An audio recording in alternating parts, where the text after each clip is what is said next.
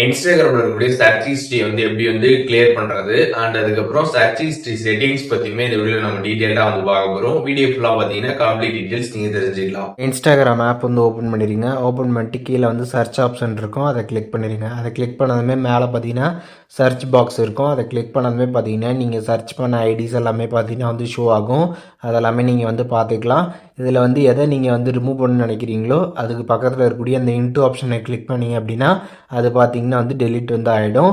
அதுக்கப்புறம் மேலே பார்த்தீங்கன்னா சி ஆல்னு கொடுத்துருப்பாங்க. அதை கிளிக் பண்ணிட்டு கிளியர் ஆல்னு கொடுத்துருப்பாங்க. கிளியர் ஆல் கிளிக் பண்ணி நீங்கள் கம்ப்ளீட்டாக கூட பார்த்தீங்கன்னா உங்களோட சர்ச் ஹிஸ்ட்ரி எல்லாத்தையுமே நீங்கள் கிளியர் பண்ணிக்கலாம். அதில் கிளியர் ஆல் கிளிக் பண்ணிட்டீங்க அப்படின்னா உங்களோட சர்ச் ஹிஸ்ட்ரி எல்லாமே பார்த்தீங்கன்னா கம்ப்ளீட்டாக பார்த்தீங்கன்னா இந்த மாதிரி கிளியர் ஆகிடும். அதுக்கப்புறம் இந்த சர்ச் ஹிஸ்ட்ரியோட செட்டிங்ஸ் பற்றி நம்ம இப்போ பார்க்கலாம். அது எப்படின்னு பார்த்தீங்கன்னா ஜஸ்ட் உங்களோட இன்ஸ்டாகிராமில் இருக்கக்கூடிய இந்த ப்ரொஃபைல் பேஜை ஓப்பன் பண்ணிடுங்க. கீழே ப்ரொஃபைல் ஆப்ஷன் இருக்கும், அதை கிளிக் பண்ணி ப்ரொஃபைல் பேஜை ஓப்பன் பண்ணிடுங்க. இதில் சைடில் 3 லைன்ஸ் பட்டன் இருக்கும், அதை கிளிக் பண்ணிடுங்க. அதை கிளிக் பண்ணிட்டு இதில் அக்கௌண்ட் சென்டர் அப்படின்ற ஒரு ஆப்ஷன் இருக்கும். அந்த ஆப்ஷன் கிளிக் பண்ணிங்க அப்படின்னா இதில் யுவர் இன்ஃபர்மேஷன் அண்ட் பர்மிஷன் அப்படின்ற ஒரு ஆப்ஷன் கொடுத்துருப்பாங்க. அதை கிளிக் பண்ணிட்டு இதில் சர்ச் ஹிஸ்ட்ரின்னு கொடுத்துருப்பாங்க, அதை கிளிக் பண்ணிடுங்க. அதை கிளிக் பண்ணிங்க அப்படின்னா இதில் கீப் சர்ச்சஸ் ஃபார் அப்படின்ற ஒரு ஆப்ஷன் இருக்கும். அதை கிளிக் பண்ணிங்க அப்படின்னா இதில் ஆப்ஷன்ஸ் எல்லாமே கொடுத்துருப்பாங்க.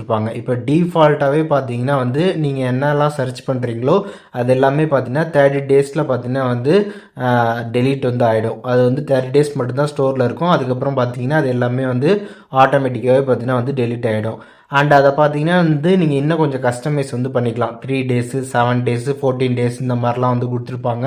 அதில் நீங்கள் 3 டேஸ் கொடுக்குறீங்க அப்படின்னா 3 டேஸில் பார்த்தீங்கன்னா அந்த சர்ச் ஹிஸ்ட்ரி எல்லாமே பார்த்தீங்கன்னா ஆட்டோமேட்டிக்காக கிளியர் ஆகிடும். அதுக்கப்புறம் 7 டேஸ் அதே மாதிரி தான், அதுக்கப்புறம் 14 டேஸ் பார்த்தீங்கன்னா அதே மாதிரி தான்.